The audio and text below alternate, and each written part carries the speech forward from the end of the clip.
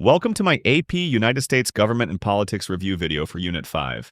We'll review the full unit in about an hour. Let's dive in.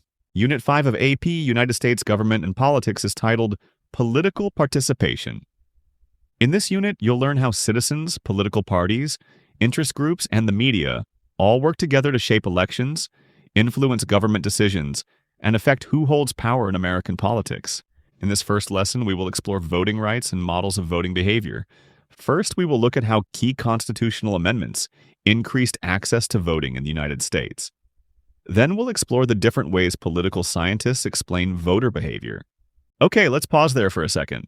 You might be realizing already that there are going to be a lot of ideas and concepts you're going to need to remember. That's why I've made the 4-hour exam-ready playbook, a study and review guide that you can complete while watching the video. Grab it through the link in the description and practice what you're learning while watching. All in just 4 hours. With this guide, it's never too late to prepare for the exam. Now, let's get back to the lesson. Let's start with how voting rights expanded through key amendments to the Constitution. We'll look at 6 amendments that removed barriers and widened participation.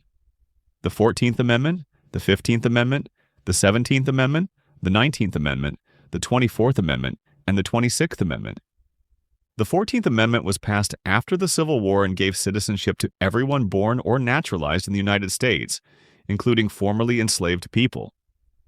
This was important because it ensured that newly freed African Americans were recognized as full citizens, which was the foundation for protecting their civil and political rights, including voting. The 15th Amendment said that the right to vote could not be denied because of race, color, or past condition of slavery. This amendment was designed to give African American men the right to vote.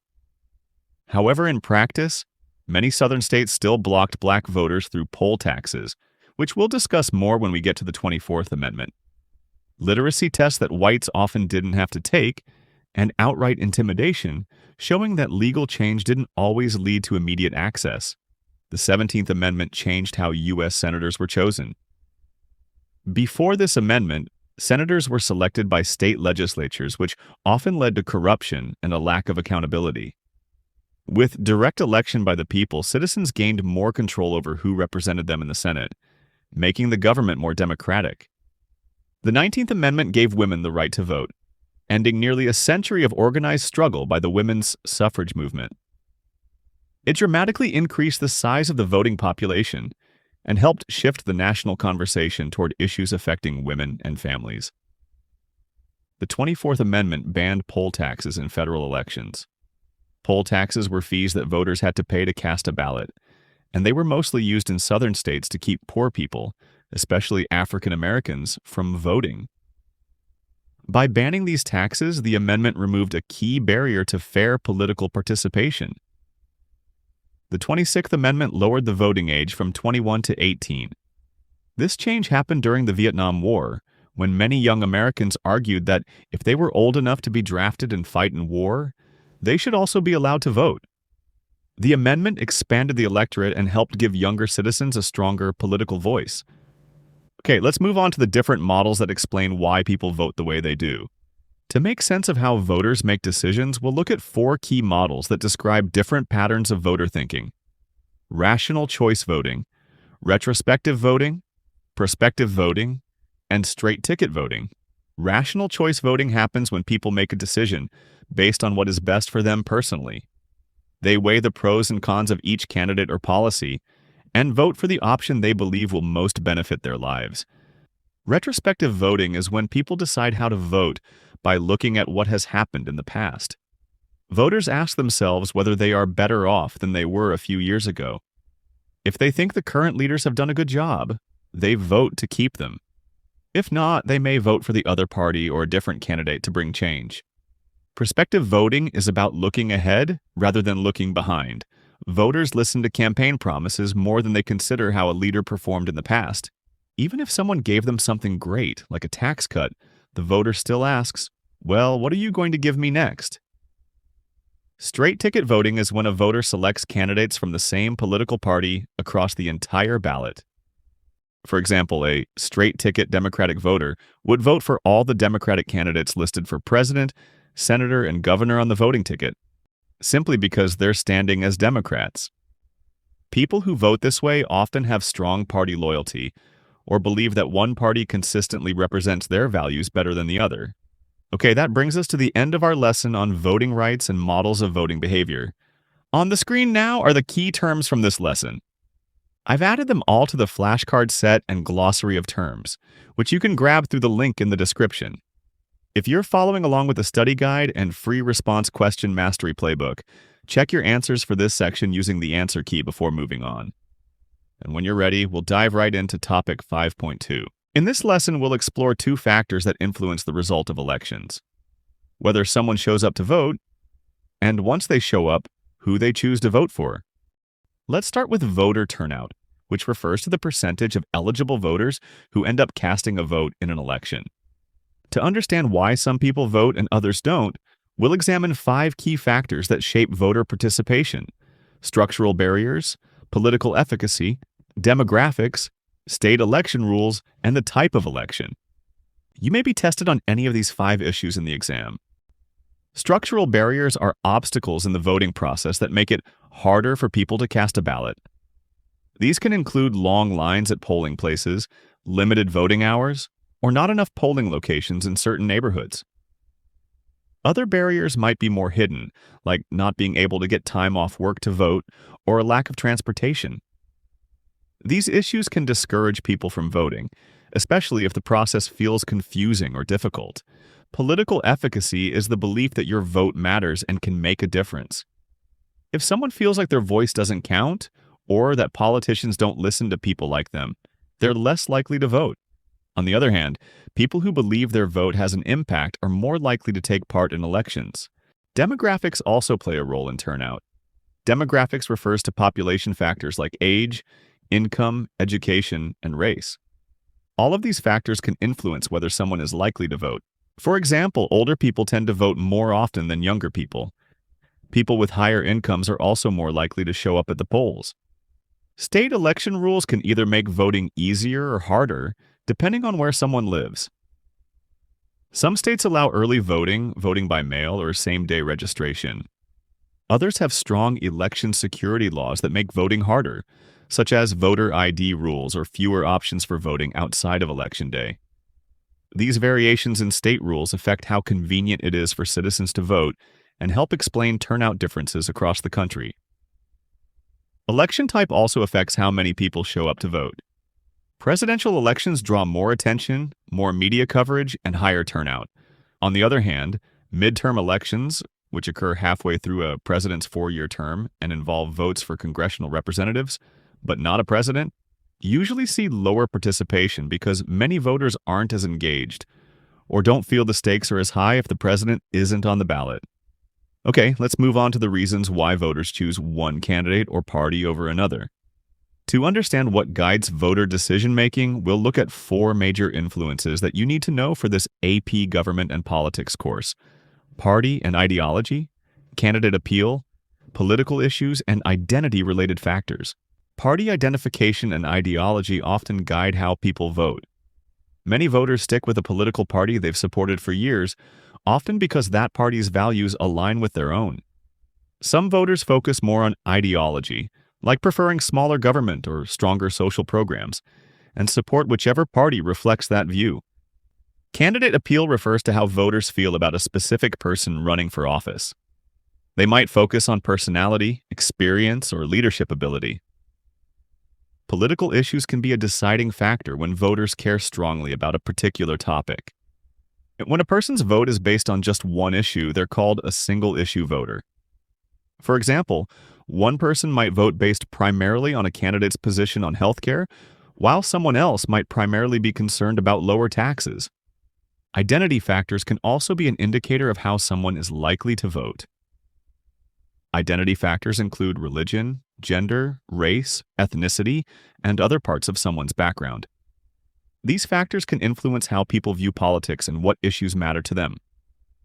For example, African American voters have historically supported Democratic candidates by large margins. One contributing factor for this is the Democratic Party's historical support for federal involvement in civil rights issues. On the other hand, white evangelical Christians have tended to support Republican candidates.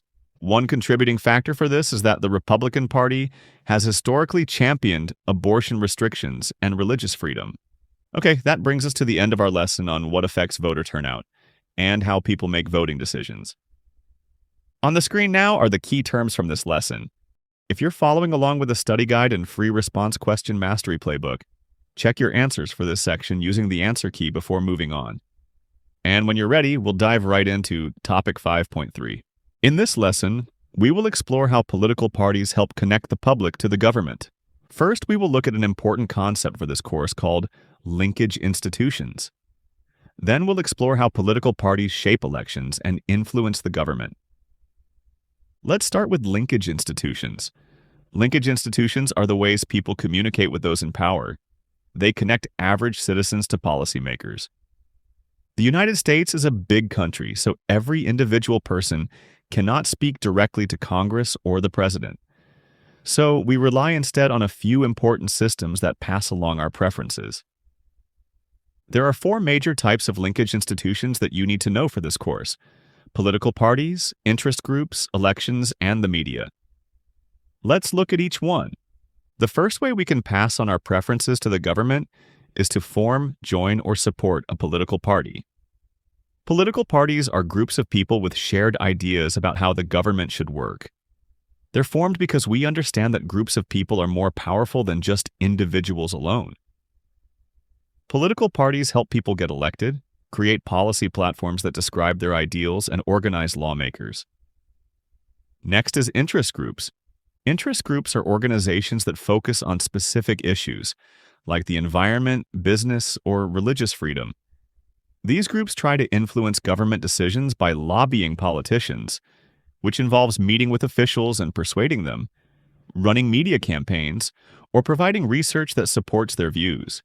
While they don't run candidates like political parties, they are still powerful channels of communication between citizens and lawmakers. Next is elections. Elections are the most direct way people make their voices heard.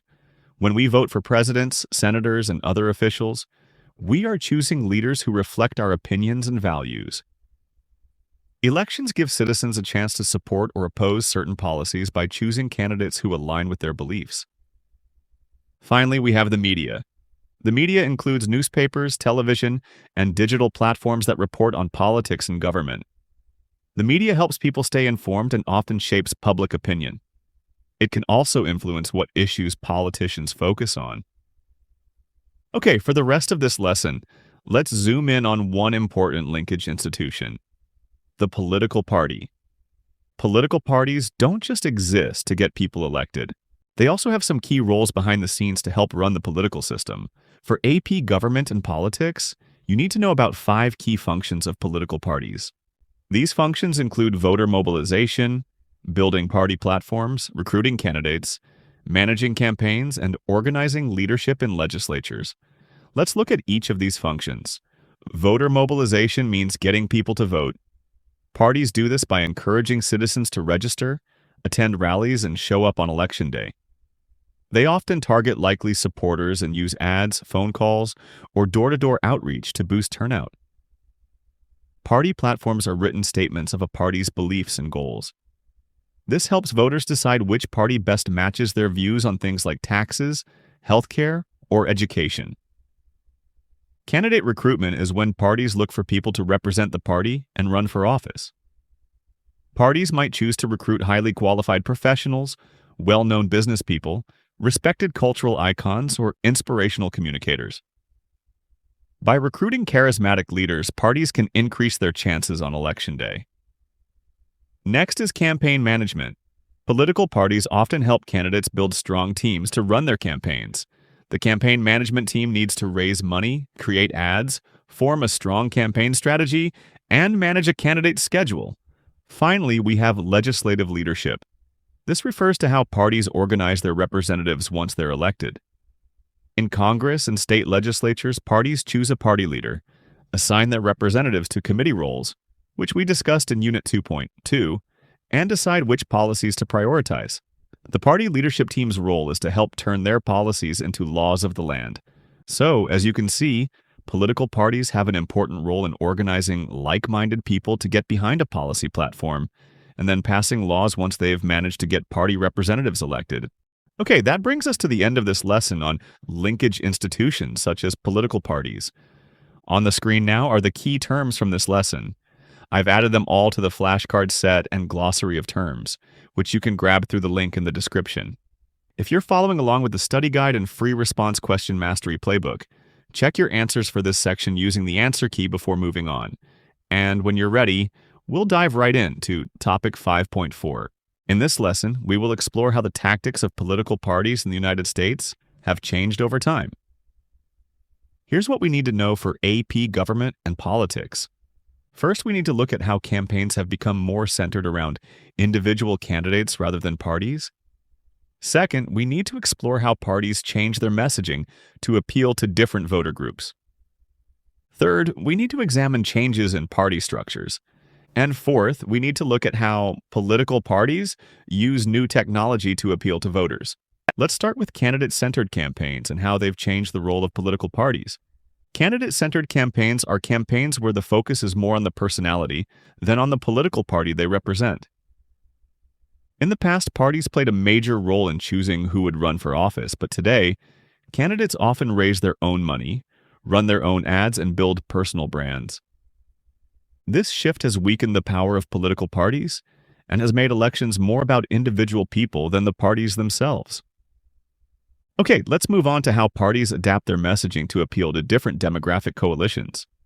Parties know they need to win the support of many different kinds of people to stay in power, so they adjust their policies and messaging to appeal to specific voter groups, called demographic coalitions. For example, to appeal to a younger voter demographic coalition, a party might focus more on student debt. Or to appeal to faith communities, the party might adapt its messaging to emphasize religious freedom. Over time, as certain demographic coalitions become more powerful, parties adapt their messaging to try to win their important votes. Now let's move on to the major influences that shape how parties are structured and operate today. There are two major influences on party structure that you need to know for AP Government and Politics: critical elections and campaign finance laws. Critical elections are big elections where voter support suddenly shifts from one party to another. These elections often lead to a major realignment in American politics. For example, in the 1932 election, many voters moved toward the Democratic Party because of the Great Depression, leading to the rise of the New Deal coalition, stronger support for social welfare policies, and Democratic dominance in national politics for several decades. The Republican Party needed to find a way to recapture the demographic coalitions it lost during the New Deal period. Campaign finance laws affect how money can be raised and spent during campaigns.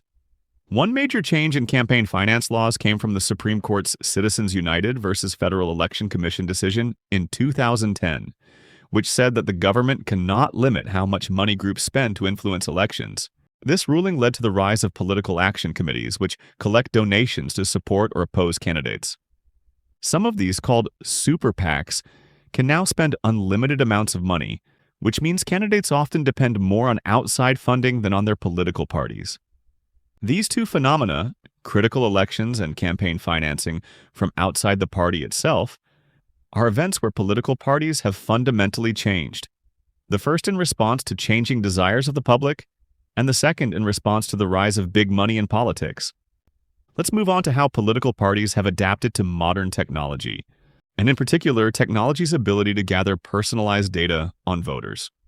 For AP Government and Politics, you need to know 3 ways political data helps political parties: message control, micro-targeting, and targeted mobilization. Message control refers to how political parties use technology to manage what they say and how they say it. Instead of relying on mass media to spread their message, campaigns can now use social media. For example, with social media, they can post updates directly, respond to breaking news in real time, and speak directly to their supporters. Micro-targeting refers to the use of data to customize campaign messages to individuals. Here's how it works. Political parties collect detailed information about individual voters, such as where they live, how often they vote, what issues they care about, and even what kind of media they consume. They then use this data to create customized strategies. For example, a party might send one set of messages to suburban parents focused on affordable childcare, while sending a completely different set of messages to young urban voters about student debt. This kind of micro-targeting makes party messaging feel more personal and persuasive. Finally, we have targeted mobilization. Political parties closely survey people to track who has already voted, find out who still needs encouragement, and which neighborhoods need more attention. Their focus is on finding those people who support their candidates but who haven't bothered to vote yet. These tactics have become especially important in close elections where every single vote can make a difference. So, to sum up the big idea of this lesson, you need to know and understand that political parties have changed over time for a variety of reasons, including the increasing importance of the candidate rather than the party itself, changes in voter demographic coalitions, the rise of big money in politics, and the growth of technologies that have allowed for micro-targeting of potential voters. In some ways, such as due to big money in politics, parties have less control than ever. But in other ways, such as through social media and micro-targeting of voters, they have new and powerful tools to appeal to the voting public. Okay, that brings us to the end of our lesson on how political parties in the United States have changed and adapted over time. On the screen now are the key terms from this lesson. I've added them all to the flashcard set and glossary of terms, which you can grab through the link in the description. If you're following along with the study guide and free response question mastery playbook, check your answers for this section using the answer key before moving on. And when you're ready, we'll dive right into topic 5.5. In this lesson, we will explore why third-party and independent candidates face so many obstacles in American politics. In other words, how come there are only two major parties, Democrats and Republicans? Why aren't Libertarian, Green, or other parties more popular? To answer this question, we need to look at how the winner-take-all system makes it very difficult for third parties to win elections. Then we will explore how major parties often absorb third-party ideas, making it even harder for third parties to stay relevant. Let's start with the winner-take-all system and why it creates such a big challenge for third parties. The winner-take-all system means that in most elections in the United States, only the candidate with the most votes wins. There are no rewards for coming in second or third. For example, say there are 500,000 votes cast in a congressional district.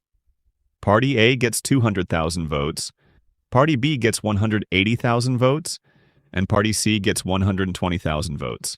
Even though Party A only got 40% of the votes, they win, and everyone else gets nothing. This isn't the only way it could be done. In some other countries like Germany, they have proportional voting, where each party gets representation based on the percentage of vote. In a hypothetical proportional representation situation, more people might have been sent to Congress. Party A may have sent 4 representatives, while Party B sent 3 and Party C sent 2. This winner-takes-all system in the United States has many structural disadvantages. Let's look at 2: wasted votes and lack of attention to third parties. First, it discourages people from voting for a third party. Since there are no partial wins, voters are afraid to waste their vote on someone unlikely to win. That fear pushes people to vote for one of the two major parties, the one they might think is the lesser of two evils, even if they like a third-party candidate more. The second structural disadvantage of the winner-takes-all system is that the media doesn't give third parties attention, donors don't give third parties money, and the public don't take third parties seriously. They all know that the third party is highly unlikely to win, so the third party is often effectively ignored. Okay, let's move on to how major parties absorb third-party ideas and why that's another obstacle. When third parties start to get popular, major parties often respond by adding their popular ideas to their own platforms. For example, if a third party gains support by calling for environmental reform, one of the major parties might adopt similar environmental policies in its platform. When that happens, voters who care about the issue may feel like they no longer need to support the third party, since one of the big parties is now offering what they want. This strategy helps the two-party system stay strong while keeping third parties from growing. Okay, that brings us to the end of our lesson on the barriers facing third-party and independent candidates in the United States. On the screen now are the key terms from this lesson. If you're following along with the study guide and free response mastery playbook, check your answers for this section using the answer key before moving on. And when you're ready, we'll dive right into Topic 5.6. In previous lessons, we have briefly touched on the role of interest groups in government and politics. It's time to go deeper into what interest groups are and how they influence our political system. For this lesson, we will look at how interest groups try to influence people and policy directly. Second, we'll explore the networks that link interest groups with lawmakers and agencies. And third, we'll look at why some interest groups have more power than others. Let's start with how interest groups try to influence people and policy directly. For this AP course, you need to know about 4 specific ways interest groups exert influence: educating voters and officials, lobbying and drafting legislation, mobilizing members, and filing amicus curiae briefs. First is educating voters and officials. A core job of interest groups is to try to spread information that supports their goals. They may publish articles, make websites, or run ad campaigns to explain their side of an issue. Their goal is to help the public and government officials better understand a topic and hopefully support the group's viewpoint. Next is lobbying and drafting. This is when interest groups try to directly influence lawmakers to support certain laws or policies. Lobbyists are professionals hired by these groups to talk directly to politicians and explain what the group wants. Drafting refers to situations where interest groups write drafts of laws themselves and give them to lawmakers to use. Mobilizing members means getting members of the interest group to take action.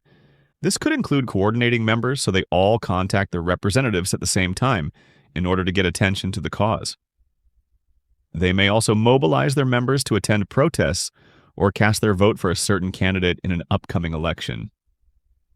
The goal here is to show that lots of people care about an issue in order to put pressure on government leaders to act. Next, we have amicus curiae, which means friend of the court.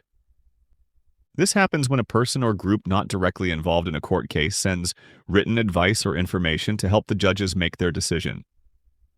The amicus curiae usually contains information about the issue that the interest group wants the courts to know about. This is intended to sway the judges to support their position. For example, if there is a court case between the government and a mining company about whether the mining company should be allowed to expand their mine, an environmentalist interest group might submit an amicus curiae brief that shows potential environmental impacts of the mine expansion. Okay, let's move on to the networks that link interest groups with lawmakers and agencies. There are 2 key networks you need to know about for this lesson: iron triangles and issue networks. We've come across these 2 concepts in Lesson 2.12, but we'll re-examine them here in order to stick closely to the AP course framework.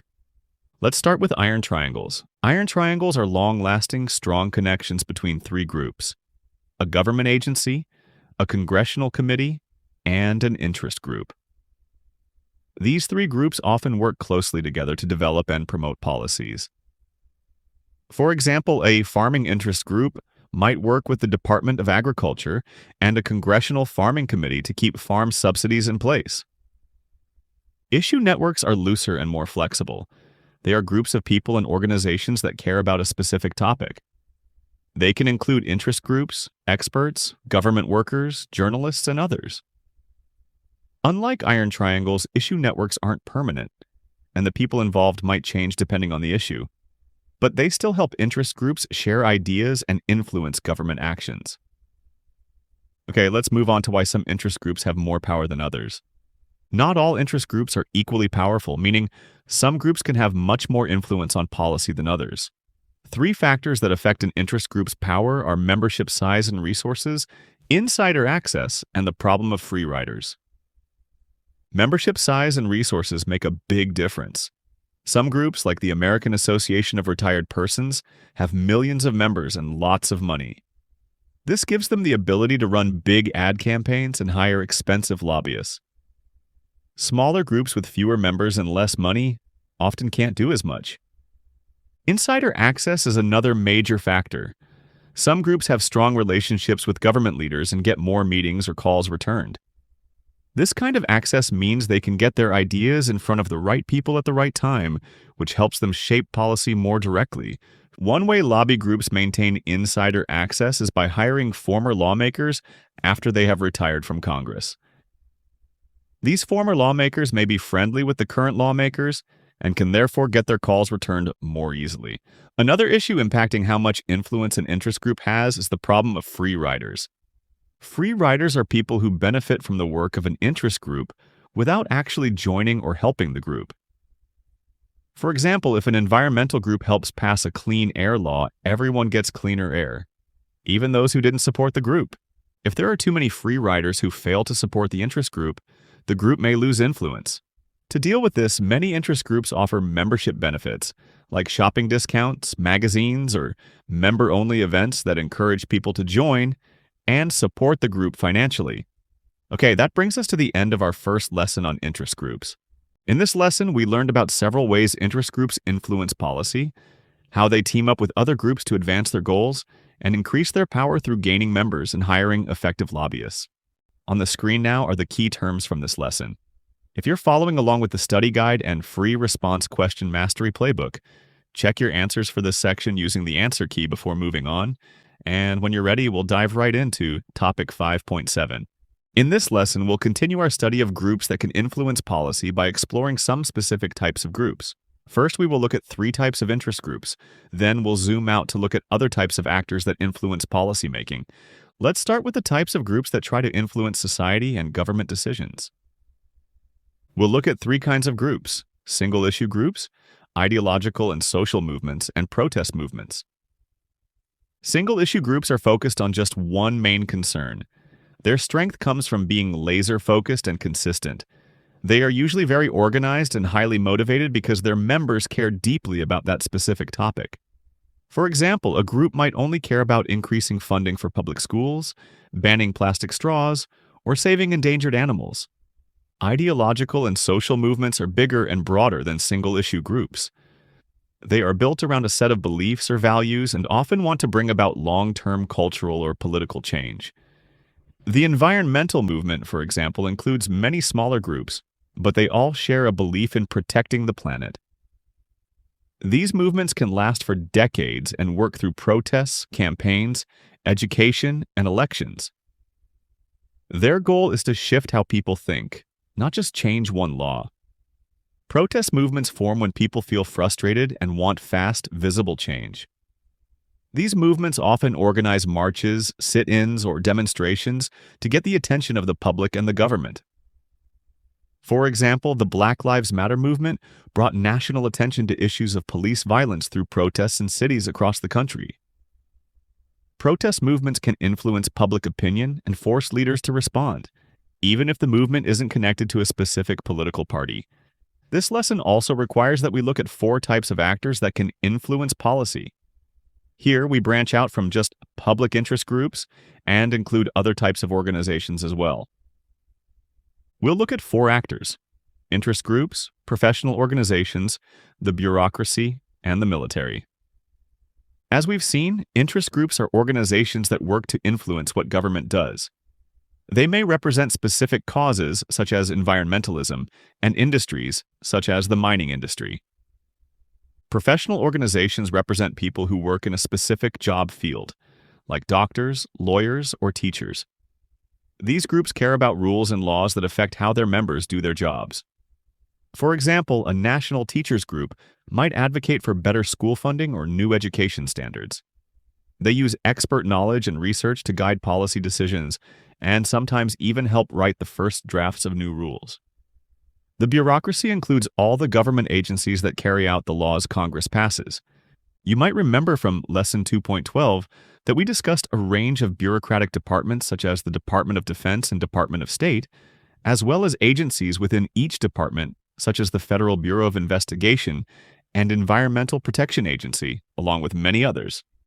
These agencies have the power to shape policy by deciding how a law is enforced. For example, the Environmental Protection Agency decides how to apply pollution laws. Bureaucrats might write detailed rules, gather public input, and decide how to spend money from a federal budget. While they don't make the laws, they have a lot of control over how those laws work in real life. The military also plays a role in policymaking. Military leaders often give advice to the president or Congress about threats to national sovereignty and the needs of the military. For example, if generals say they need more troops or new machinery, that could shape how the government spends money. While the military doesn't set policy, its influence is taken very seriously. Okay, that brings us to the end of our lesson on how different groups try to shape government decisions and policy outcomes. On the screen now are the key terms from this lesson. If you're following along with the study guide and free response question mastery playbook, check your answers for this section using the answer key before moving on. And when you're ready, we'll dive right into topic 5.8.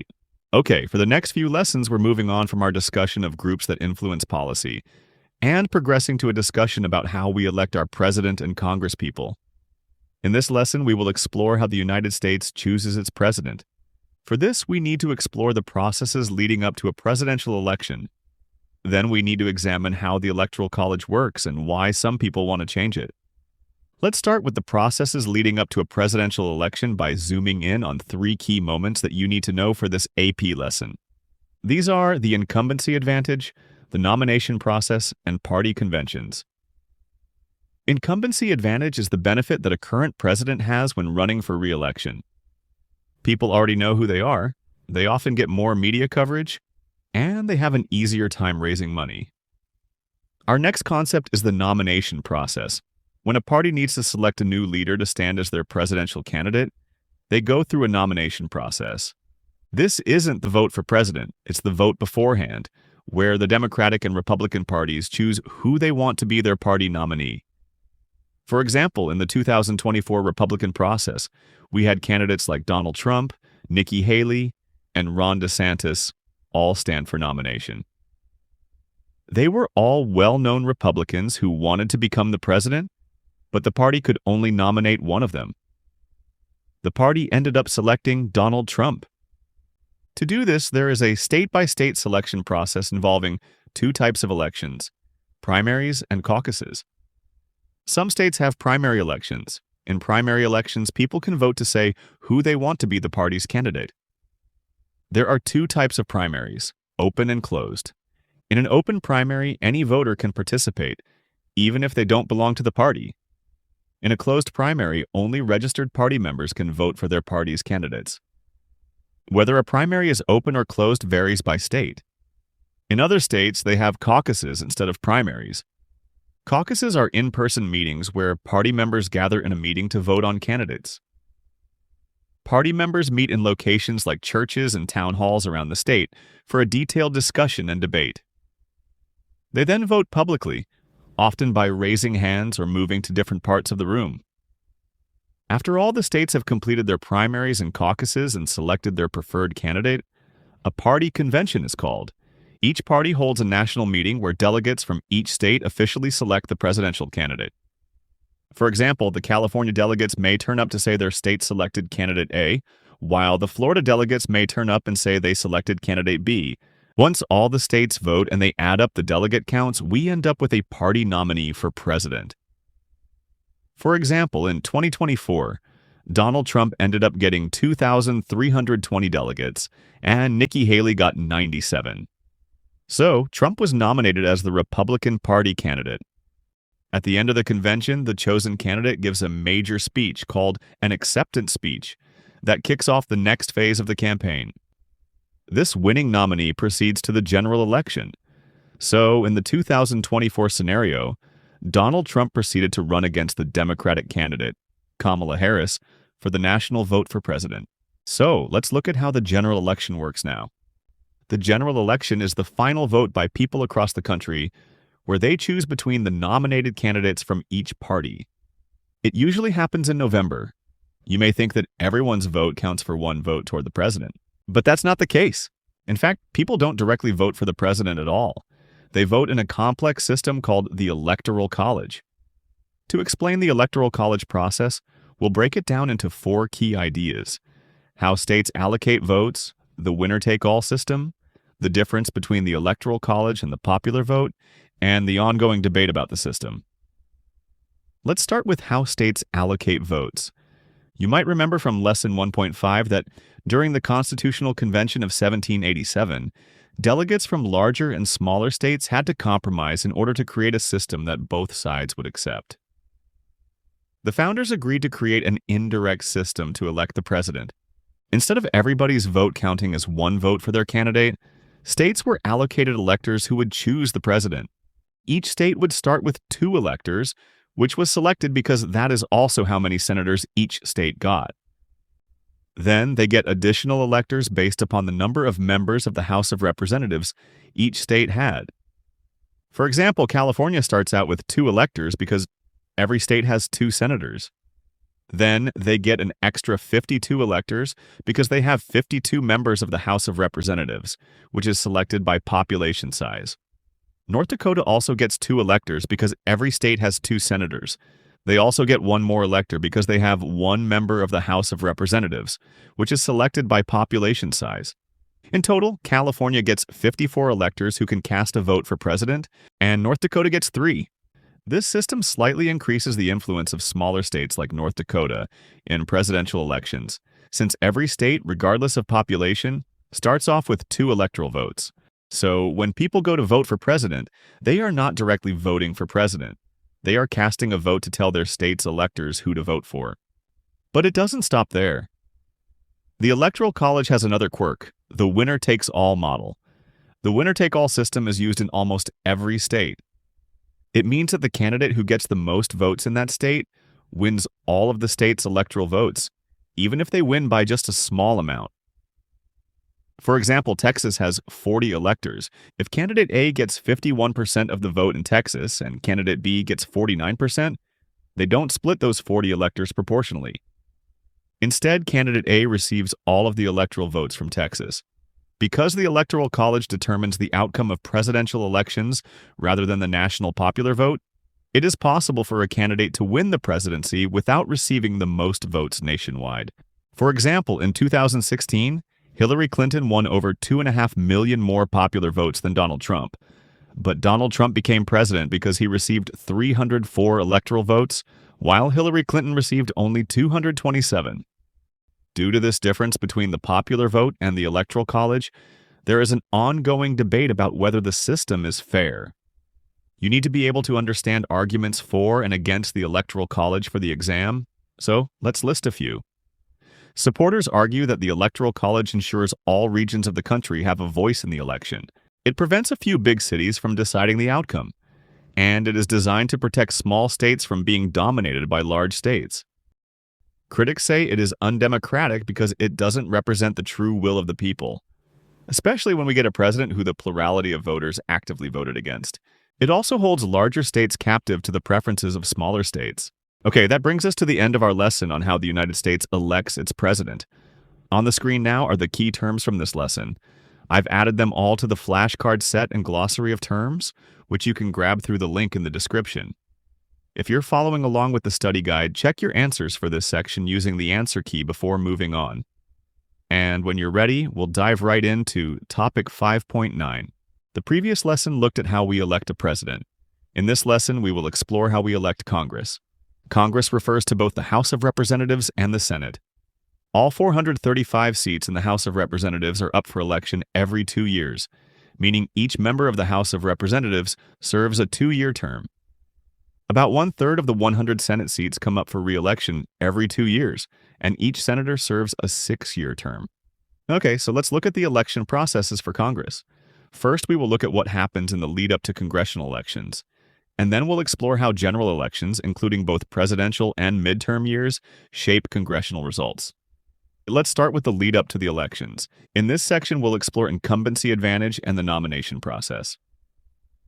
You might remember from our earlier lesson on how we elect a president that incumbents, meaning people already in the elected position, often have an edge. The same is true in congressional races, and it's even more evident in Congress. In the House of Representatives, for example, incumbents win re-election over 90% of the time. This is because they already have name recognition, a voting record to campaign on, and easier access to campaign donations. It is also influenced by gerrymandering, which we discussed in Lesson 2.3. This is the phenomenon where many congressional districts are drawn in ways that favor one party over the other.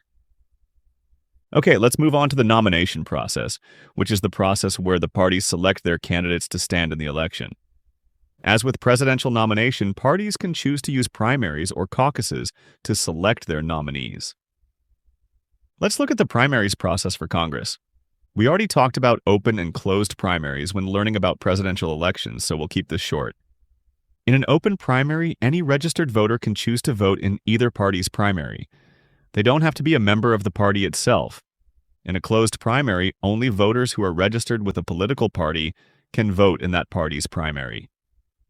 One effect of closed primaries is that more extreme candidates are more likely to win because only strong and highly partisan party supporters are voting.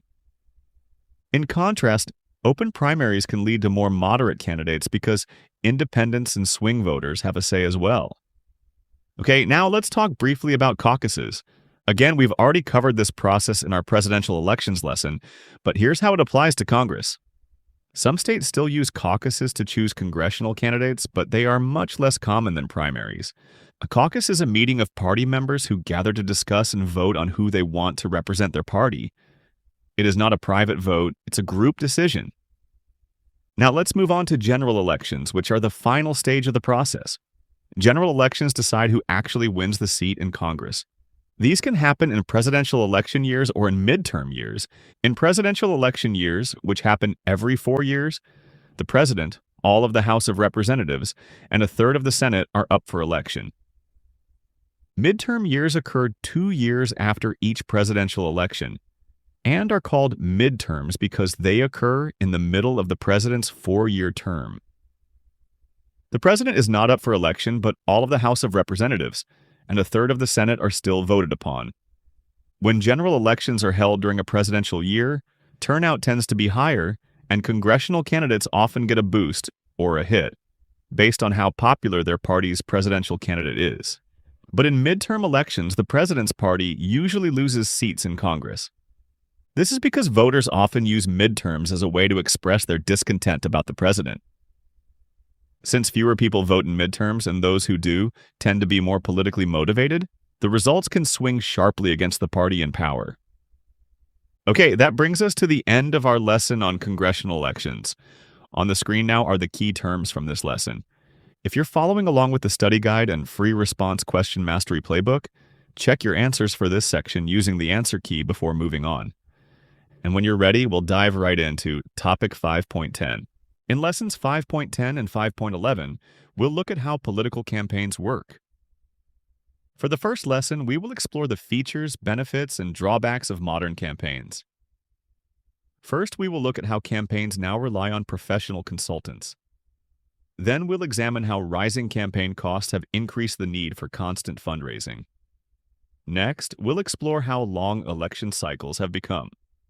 And finally, we'll consider how social media has reshaped the way candidates communicate and raise money. For each of these, you may be tested on both benefits and drawbacks, so we'll look at some pros and cons as we go along. Let's start with the growing use of professional consultants in campaigns. Modern campaigns often hire consultants to handle key parts of the campaign, like crafting messages, analyzing polls, planning ads, and managing public appearances. These consultants are experts in running political campaigns, but the downside is that they can make campaigns feel more like marketing projects than democratic debates. Some people worry that this focus on strategy over substance weakens public trust and disconnects candidates from voters. Okay, let's move on to campaign costs and fundraising. Campaigns today are more expensive than ever. Candidates need to raise millions of dollars to pay for staff, travel, TV and digital ads, event planning, and more. This constant need for fundraising decreases the amount of time Congresspeople can spend doing their core democratic role of representing their voters. For example, they spend a lot of time fundraising, which can distract from meeting with voters or working on policy ideas. Wealthy donors and political action committees also play a bigger role, which raises concerns about money having too much influence in politics. We'll talk more about the role of political action committees in the next lesson. Next, let's talk about how long election cycles have become. Unlike many countries where campaigns are short and focused, American campaigns often stretch over many months, sometimes even years. Presidential hopefuls, for example, may start campaigning more than a year before Election Day. This long cycle gives voters more time to learn about the candidates, but it can also lead to voter fatigue. It also increases campaign costs and puts more pressure on candidates to constantly stay in the spotlight. Now let's look at the impact of social media on campaigns. Social media platforms like X, Instagram, and YouTube have become essential tools for campaigns. Candidates use them to share messages quickly, connect with supporters, and raise money directly. This gives them a fast, direct way to reach voters, especially young ones. But it also opens the door to misinformation, targeted ads that can manipulate opinions, and the pressure to go viral rather than explain serious policy ideas. We'll look deeper at the role of the media in lessons 12 and 13 of this unit. Okay, that brings us to the end of our lesson on how modern campaigns work in U.S. politics. If you're following along with the study guide and free response question mastery playbook, check your answers for this section using the answer key before moving on. And when you're ready, we'll dive right into Topic 5.11. In this lesson, we will explore how money influences political campaigns in the United States. First, we will look at some of the key laws and Supreme Court cases that have shaped how campaign finance works. Then we'll examine the debates that continue today about fairness and influence in campaign funding. And finally, we'll look at the different types of political action committees that raise and spend money to influence elections. Let's start with the key laws and court cases that define how campaign finance operates in the United States. We will look at two major developments: the Bipartisan Campaign Reform Act and the key Supreme Court decisions. The Bipartisan Campaign Reform Act, often called the McCain-Feingold Act, was passed in 2002. Its goal was to limit the role of money in politics. This act addressed the problem of corporations donating soft money, which was unlimited amounts of money to political parties for so-called party-building activities. The law also set new rules for political ads. It stopped corporations and unions from paying for ads that mentioned a candidate within 30 days of a primary election or 60 days of a general election. It also added the Stand By Your Ad rule, which requires candidates in TV and radio ads to say their name and then say, "I approve this message." While the Bipartisan Campaign Reform Act temporarily limited money in politics, these efforts were undermined by Supreme Court decisions in the 2010s, which made it easier for outside groups to fund political advertising and political campaigns. Let's take a look at these rulings. In Citizens United versus FEC in 2010, the court said that corporations and unions could spend unlimited amounts of money on independent political ads. Later cases like McCutcheon versus FEC removed limits on how many candidates a person could donate to. These rulings were based on the idea that spending money is a form of free speech, protected by the First Amendment. Okay, let's move on to the debates that continue around campaign finance today. Many of the most heated arguments focus on two issues: the balance between free speech and fairness, and whether large contributions distort democracy. The free speech versus fairness debate is about whether limiting money in politics helps or hurts democracy.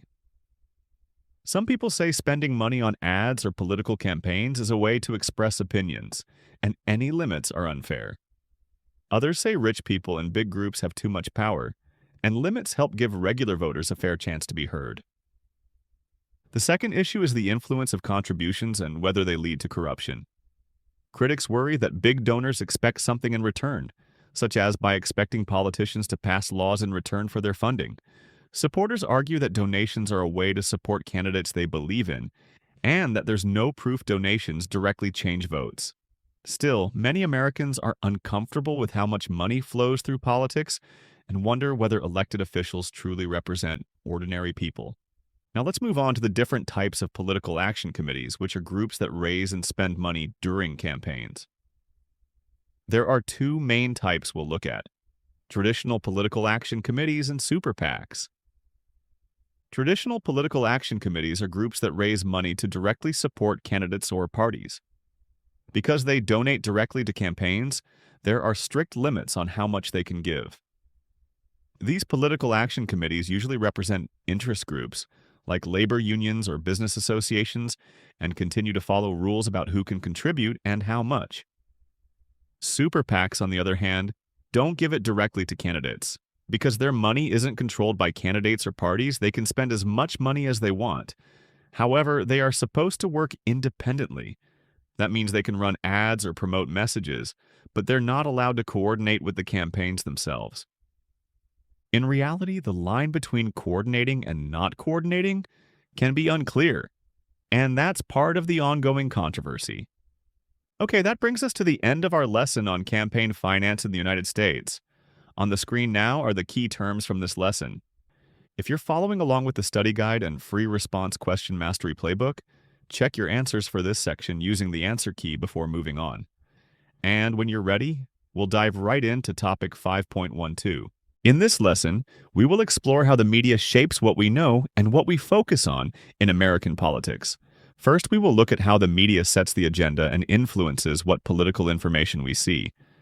Then we'll examine how media coverage of elections can become more about competition than substance, a pattern known as horse race reporting. Let's start with how the media sets the agenda and shapes political information. This process is called agenda setting. It means the media doesn't just report on politics, it plays a big role in deciding which issues get public attention. Some stories rise to the top of people's minds not because they're the most important, but because they're the most covered. To understand how this happens, we need to look at 4 different parts of media influence: traditional news sources, new technologies, social media influence, and types of political coverage. First, traditional news sources. These include long-standing outlets like major newspapers, television networks, and radio programs. These platforms have shaped American politics for decades. Historically, they were seen as highly trustworthy by many. So, when they highlighted a political issue, like an immigration bill or Supreme Court ruling, it signaled to the public that this is something worth paying attention to. That's how traditional media helped set the agenda for decades. You might have noticed on the line chart I just showed you that trust in traditional media has declined over time. As a result, many people have turned to new technologies and social media. Let's look at these newer forms of media. Today, people consume news through apps, websites, podcasts, and 24-hour news channels. These technologies let people access information quickly and constantly, but they also create a problem. The speed of news can lead to surface-level understanding. People might see headlines flash across their phone screens without ever reading the full story. The constant flood of updates makes it harder to focus on any one issue. Third, social media influence. Platforms like Instagram, TikTok, and X, formerly Twitter, let users share political content instantly. Politicians and activists often go directly to the public on these platforms, bypassing traditional media. Social media can spread information fast, but it can also spread false or misleading content just as quickly. And because algorithms show people content that matches their interests, users can get stuck in echo chambers where they only see one side of an issue. Fourth, types of political coverage. The media doesn't just choose what stories to cover, it also shapes how we understand those stories. Investigative news coverage focuses on facts and context, helping people understand real issues and events. Interpretive coverage adds analysis or expert commentary, guiding audiences toward particular interpretations or policy priorities. Meanwhile, sensational coverage emphasizes drama, conflict, or emotion, drawing attention to controversy rather than substance. Together, these styles shape which topics the public sees as urgent and how those topics are understood. Okay, let's move on to horse race reporting. This term describes when the media focuses on who's ahead and who's behind in an election, rather than the substance of the policy proposals. Reporters might talk more about poll numbers or who won a debate. This creates a mentality where the race becomes more important than the issues. When elections are covered like horse races, the focus becomes on popularity instead of policies, and elections can feel more like a personality contest than a serious choice about the country's future. Okay, that brings us to the end of our lesson on how the media influences American politics. On the screen now are the key terms from this lesson. If you're following along with the study guide and free response question mastery playbook, check your answers for this section using the answer key before moving on. And when you're ready, we'll dive right into topic 5.13. In this lesson, we'll look at how the media has changed over time and how those changes affect politics and democracy. The big idea for this lesson is this. In the 20th century, the media told people what to think about. In the 21st century, it often tells people what they already believe. In this lesson, we will explore a phenomenon called media polarization, and then we'll explore the effects of media polarization. Let's start with media polarization, which refers to the division of mass media audiences into smaller groups, often based on ideology. There are three key causes of media polarization that we'll explore: media algorithms, biased media, and concentration of media ownership. Let's start with media algorithms. As we saw in our last lesson, most people used to get news from a few big newspapers or TV networks. When this was the case, most citizens, regardless of their political ideologies, saw the same headlines. Today, that's no longer true. News spreads through social media algorithms, and everyone's newsfeed looks different. As a result, different groups of people are exposed to different facts and opinions. While this gives people more control over what they watch, it also makes it harder for everyone to share a common understanding of what's happening. As a society, we have lost a shared sense of what is true and what isn't. Another reason for audience fragmentation is the rise of biased media. Many news outlets realize that focusing on an ideological position, such as a left-wing or right-wing ideology, could help them attract a subset of loyal viewers. As a result, many news outlets, in both the traditional and new media spaces, now have clear political leanings. This can make their reporting one-sided. Furthermore, since news outlets compete for clicks and views, partisan media outlets often focus on sensational stories that they know will grab the attention of their audiences, rather than focusing on deep, insightful, and educational analysis. A third issue is concentrated media ownership. A few big companies, such as Fox Corporation and Comcast, control many news outlets. At the same time, online platforms like X and Meta control much of the distribution of news online, which means they can influence which topics get seen or ignored. Together, these issues have led to growing concern that people aren't always getting a full or balanced picture of events. Now that we've explored the causes of audience fragmentation, let's look at its effects. We'll look at the growing ideological divide of the electorate and loss of trust. Let's start with the growing ideological divide. When people mostly see news that matches what they already believe, it can create an echo chamber. In an echo chamber, people are only exposed to content that they agree with. They don't hear alternative views. This tends to strengthen people's ideological positions and deepens political divisions. Another effect of media polarization is a growing loss of trust in the news. When every news source seems biased or driven by profit, many people stop believing any of them. It becomes harder to know which sources are reliable and which are spreading misleading information. As we saw in last lesson's graph, even news organizations that were once highly respected face increasing skepticism, as citizens become unsure about who they can trust to tell them the truth. The challenge for today's citizens is learning how to stay informed in a world where the media is increasingly partisan and polarizing. Okay, that brings us to the end of both this lesson and this whole unit. You've now got all the key information you need for the unit, but you'll need to have the ability to apply it in the exam. So here's what you need to do next. Grab the study guide and free response question mastery playbook from the link in the video description to reinforce your knowledge of the information. And with that, we've reached the end. Good luck in your exam.